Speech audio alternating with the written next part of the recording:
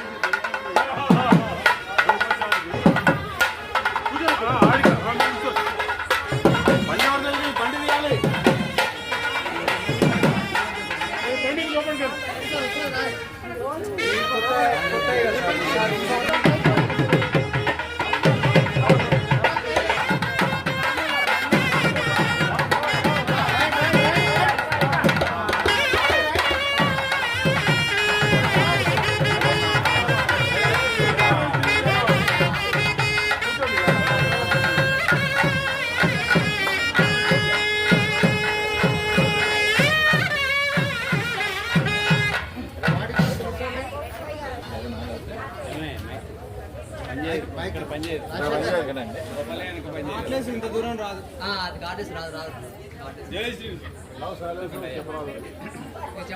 జై శ్రీమన్నారాయణ.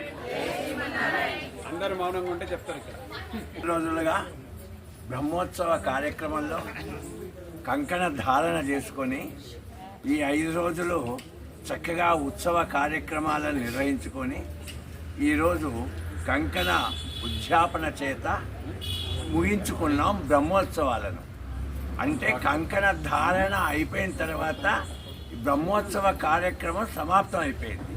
మరి ఈ ఉత్సవం ఏంటి అని మనకు అనుమానాస్పదంగా ఉంటుంది. ఇది లోకాచార్య నిమిత్తమై మంగళాష్టకం పఠిత్వా అన్నట్టుగా ఈ బ్రహ్మోత్సవాలలో ఒక్కొక్క దగ్గర ఈ ఉత్సవాన్ని నిర్వహిస్తారు, ఒక్కొక్క దగ్గర నిర్వహించారు. అయితే ఈ ఉత్సవానికి ఆ యొక్క బ్రహ్మోత్సవానికి ఉన్నటువంటి యొక్క సంబంధం ఏంటనేటువంటి విషయాన్ని కాస్త మన లౌక్యంగా పరిశీలన చేస్తే దీన్ని దోపోత్సవము అని అంటాం. దోపోత్సవం అనగానే మనకు దాదాపుగా గత సంవత్సరాల నుంచి మనకు తిరుమంగయ్య వాళ్ళ కథ అనేది ఈ యొక్క బ్రహ్మోత్సవానికి మనకు తెలియజేస్తుంది. ఆయన ఒక క్షత్రియుడు, తర్వాత సైనిక అధిపతను ఉంటూ ఉంటాడు. సైనికాధిపతిగా ఒక కుముదవల్లి అనేటువంటి ఒక అమ్మాయిని చూసి ప్రేమిస్తాడు. ఆ ప్రేమించిన తర్వాత ఆమె ఒక చిన్న షరతు పెడుతుంది. రోజుకు 1108 మంది భాగవతోత్తములకు సాపాటు కనుక ఉంచినట్లయితే నేను నిన్ను వెళ్ళి చేసుకుంటాను 1 సంవత్సరం పాటు అన్నాడు. ఈ యొక్క చివరికి ఇక దొంగతనం చేయవలసిన పరిస్థితి ఏర్పడుతుంది. ఇతని దొంగతనానికి కూడా 5 దొంగలు, ఒక్కొక్క దొంగ ఒక్కొక్క స్పెషాలిటీ. కలిసి ఇలా చూస్తే చాలగా తాళాన్ని వెంటనే విరిగిపోతుంది. మరొక దొంగ గాలిలో ప్రయాణిస్తుంది. ఒక దొంగ ఈ యొక్క దొంగతనం చేస్తూ ఈ యొక్క 108 భాగవతోత్సవంలో మీకు అందరికీ తెలిసిన విషయమే. ఆ యొక్క పెరుమాళ్ళ యొక్క నగలను దూరుతున్నటువంటి సమయంలో కాలుకు ఆ యొక్క పెరుమాళ్ళకు ఉన్నటువంటి యొక్క ఆ బొటన వేలు పక్కకున్నటువంటి మెత్తను దాన్ని లాగాలంటే అది రావటం లేదు.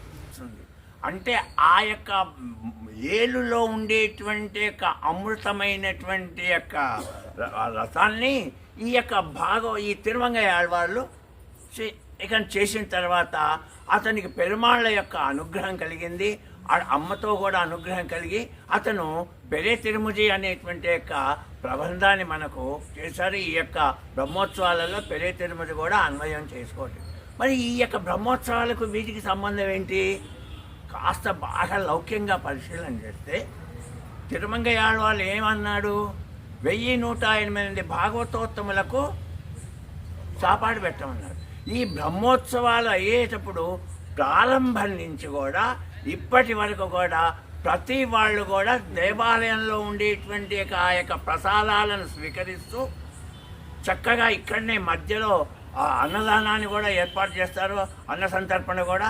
ఆ అన్న సంతర్పణ చేయటమే కుముదవల్లి యొక్క తాయారు యొక్క ముఖ్యమైనటువంటి కంపం.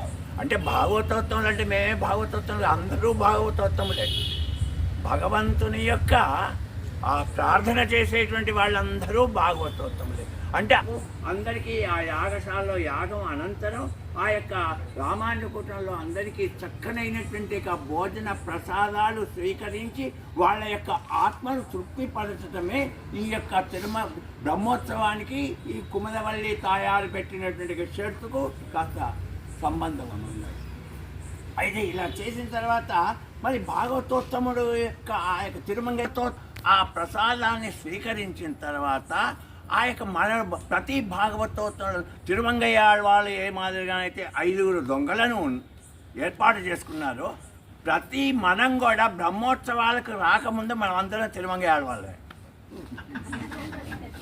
అంటే 5 గుణాలు మనలో ఉంటాయి. అధర్మం, అసత్యం, అనఘం, పాపం.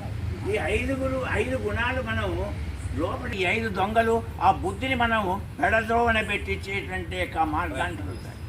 ఎప్పుడైతే ఇక్కడ బ్రహ్మోత్సవాలలో తర్యారాధన చేసిన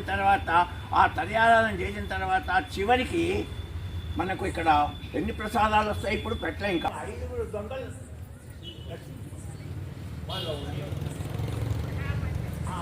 అయితే ఈ యొక్క తిరుమంగయ్య వాళ్ళు ఏ మాదిరిగానైతే 5 దొంగలను విడిచిపెట్టారో అలాగే మనందరం అప్పుడు మనం ఏమయ్యాం తర్వాత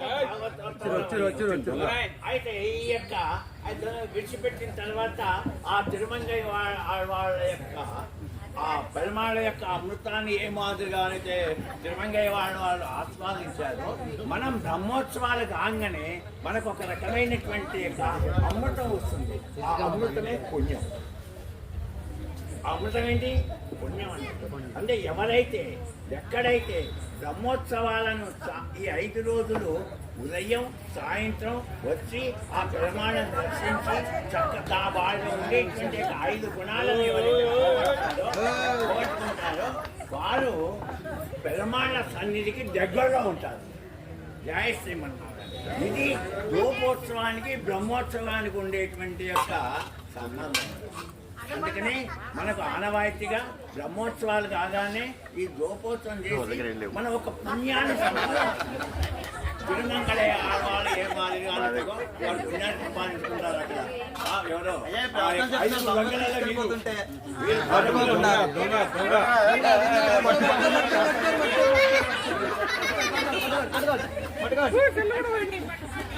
పోయిందంటే పట్టుకోవాలి.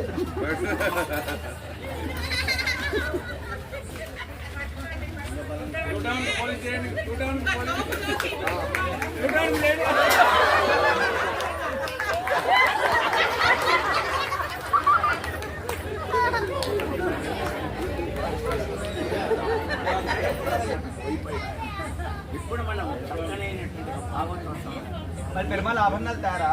ఇప్పుడు తీసుకుపోయిన ఆభరణాలతోటి అమ్మి వంట చేసి ఇప్పుడు ప్రసాదం పెడుతున్నాం. చెప్తారు లోకోత్సవంలో ఉండేటువంటి మహత్యం. ఇది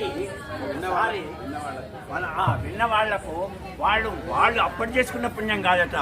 వాళ్ళు 7 తరాలలో చేసుకునేటువంటి పాపం కూడా పోయి పుణ్యం లభిస్తుంది అని ఇది నేనన్నది కాదు. మేళ చదువులో ఒకసారి హోమ్స్ మన మై హోమ్స్లో మన చిన్నజీయ స్వామి గారు చెప్పినటువంటి అంశాన్ని దాసుడు మీకు అందరికీ వివరణ చేశాడు. జై శ్రీమన్నారాయణ.